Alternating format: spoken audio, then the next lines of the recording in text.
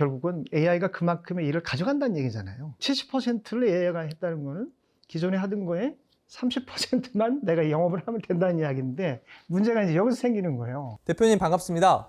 영업 때문에 굉장히 고민 많으시죠? 오늘은 영업의 A, B, C를 모두 아시는 분을 제가 모셔왔습니다.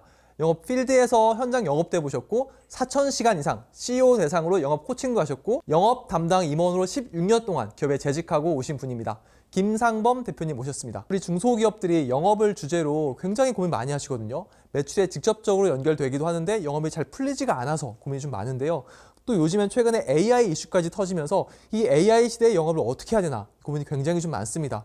대표님 보셨을 때 중소기업의 현장 필드에서 AI를 영업에 좀 어떻게 접목하고 있는지, 좀 현황이 좀 어떤지 궁금한데요. 좀 어떻게 보십니까? 긍정적으로 보면 아주 이상적인 건 이거죠. 우리가 이제 영업을 하다가 AI를 써보니까 제안서 작성이라든지, 그다음에 전략을 짠다든지, 거래처 신규 거래처를 발굴한다든지, 이런 것들이 이제 그 만들어내는 시간들이 굉장히 단축되는데, 그 남는 시간에 정말 진정으로 어떻게 하면 영업을 더 잘하고 수주를 올릴 수 있는지를 고민해야 되는데, 조사 결과를 보면 중소기업들은 AI가 시간을 세이브해주는 만큼 남는 시간에는 어디다 쓰고 있냐면, 중소기업들은 휴식과 재충전에 쓰고 있다는 대답이 많아요.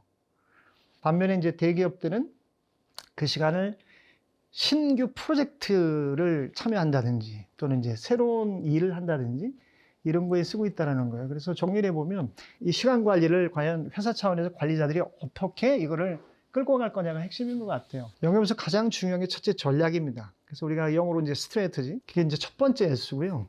전략은 뭐예요? 전략 그러니까 자꾸 어렵게 얘기하는데, 제가 최근에 방문했던 중소기업 임원 두 분이 저한테 조용히 물어보시더라고요.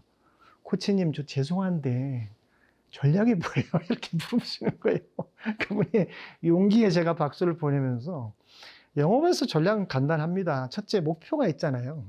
목표가 있고, 목표를 달성하기 위해서 어디서 할 거냐가 중요해요. 범위. 대한민국 전체에서 영업을 하죠, 누군가. 그리고 해외도 하고 다 하죠. 뭐 글로벌리 다 한다고 하지만 그건 하지 않는다는 얘기는 똑같아요, 제가 보기에는. 그래서 범위가 명확해야 됩니다. 타겟인 거죠, 타겟. 그 다음에 세 번째는 차별하잖아요. 우리는 타겟, 범위, 누구에게 어디서 어떤 가치를 제공하고, 그리고 어떤 보상을 받을 것인가. 이게 영업이잖아요, 그죠? 전략은 세 가지로 귀결됩니다. 그 다음에 그 전략을 수행하기 위해서 두 번째는 시스템이 중요해요, 시스템. 시스템은 첫째가 채용 시스템이에요. 대기업들은 알아서 뽑아줍니다. 근데 중소기업들은 이게 정리되어 있어야 돼요. 그래서 인사 쪽에서 정리가 안 돼 있으면 영업 쪽에서 정리를 해야 돼요. 우리의 전략을 수행하는 데 필요한 지식, 기술, 태도들은 이런 것들이다. 그래서 이런 사람이 뽑아줘야 됩니다라는 게 정리돼야 됩니다. 그 다음에 두 번째는 채용을 했으면 육성해야 되잖아요, 그죠? 우리의 제품의 특성, 차별화 이런 것들을 누구에게 어떻게 전달할 건지를 훈련해야 돼요. 이게 육성이에요. 육성 시스템. 그 다음에 세 번째는 성과 관리해야 되잖아요, 그죠? 월간회의, 주간회의 때 결과만 물어보고 어떻게 할 거야? 이렇게 해갖고 되겠어? 이건 관리가 아니에요. 과정을 봐줘야 됩니다. 왜 안 되고 있는지, 왜 잘 되고 있는지, 뭐를 전략대로 현장에서 수행하는지를 보는 게 영업 관리죠. 세 번째가 관리 시스템이에요. 성과 관리 시스템. 그 다음에 마지막은 보상해 주는 거. 요게 시스템이고, 마지막에 쓴 뭐냐면, 제가 사이언티픽이라고 그랬어요. 사이언티픽 매니지먼트예요. 과학적 활동 관리를 이야기합니다. 영업은 확률이고 통계고 과학이에요, 그냥. 그래서 데이터가 굉장히 중요해요. 그래서 마지막으로 3S 그러면 스트래터직 전략, 두 번째는 시스테마틱 시스템, 전략을 운영할 수 있는 회사의 시스템.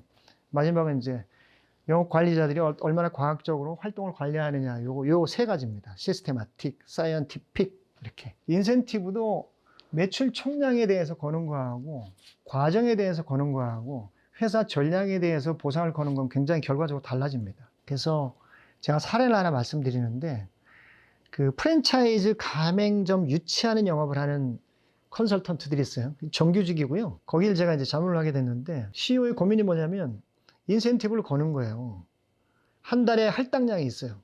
연봉이 일정액이 딱 있고 대절 초임만큼 다 줍니다. 그렇게 해서 이분들이 한 달에 할당량은 프랜차이즈 가맹점을 2개씩 계약을 하는 건데, 할당량을 이분들이 못 채워요.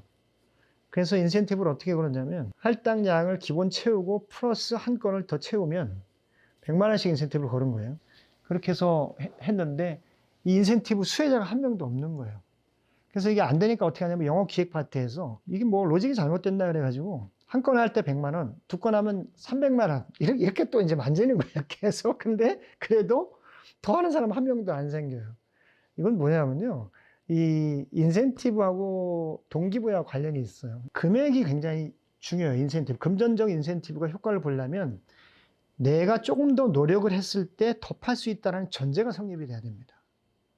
근데 만약에 여기 가인지 컨설팅 회사에서 굉장히 우리 교육 콘텐츠나 컨설팅 몇 억짜리를 의뢰할 만한 고객을 인센티브를 2배로 준다고 한 달에 2배, 3배 계약해 올 수 있어요? 고민이 좀 뭐 어려워요. 그거 쉽지 않아요. 그래서 영업 그 구매 프로세스가 복잡하고 첫째는 금액이에요. 금액이 1,000만 원, 2,000만 원.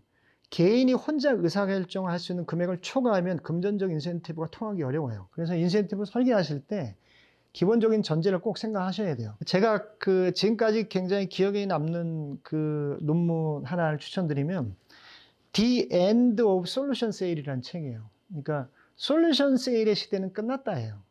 우린 지금도 솔루션 영업을 얘기하잖아요. 그죠? 그 논문은 굉장히 인사이트를 많이 줍니다. 그래서 그 논문의 내용은 뭐냐면 고객의 니즈를 파악하고 거기에 적절한 솔루션을 제공해주는 이런 영업이 이미 끝났다는 거예요.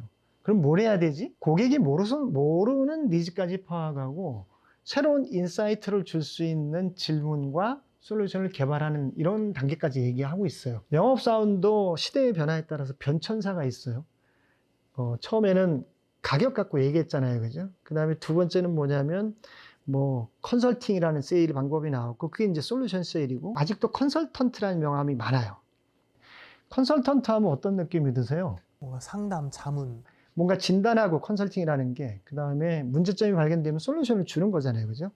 저는 이제는 한 단계 더 나가야 된다고 생각합니다. 왜냐하면 영업사원들이 많이 알던 시대에는 그게 통했죠. 아, 이런 게 고민이시네요. 이 프로그램 하시면 최고예요. 여행 상품을 판다고 해보세요.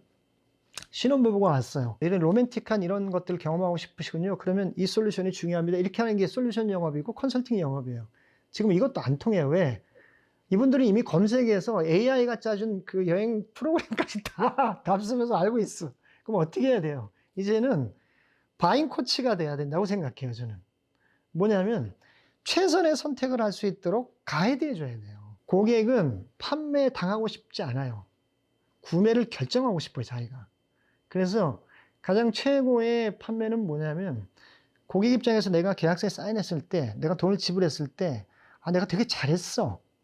내가 주도적으로 의사결정했어. 이런 마음이 들어야죠. 다니엘 핑크라는 사람이 파는 것이 인간이다라는 책을 써가지고 그게 우리나라에 되게 베스트셀러가 됐었는데 거기서 다니엘 핑크가 그런 얘기를 하더라고요. 당신이 오늘 누군가에게 판매하는 솔루션이나 제품이 내일 그 고객을 더 행복하게 하지 않으면 그건 영업한 게 아니다.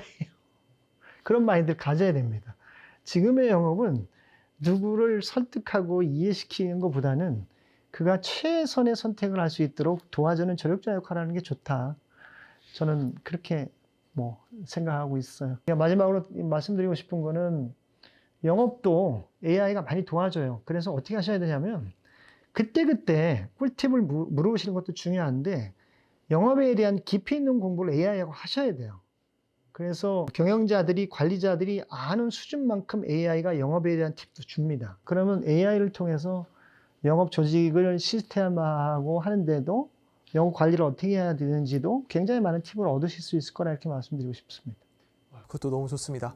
이때 3S를 통해서 전략을 수립하고 영업 시스템을 만들고 과학적 관리를 하면서 전사 성과 관리한다. 이거 너무 좋습니다. 오늘 고생 많으셨고요. 우리 대표님 나오셨던 전략이 중요하다. 전략이 수립되면은 이후에 전술과 그런 것들은 부가적인 것들인데 전략이 잡히면 나머지도 풀릴 것이다. 이렇게 말씀 주신 것 같습니다. 우리 김상무 대표님 오늘 시간 내주셔서 정말 감사합니다.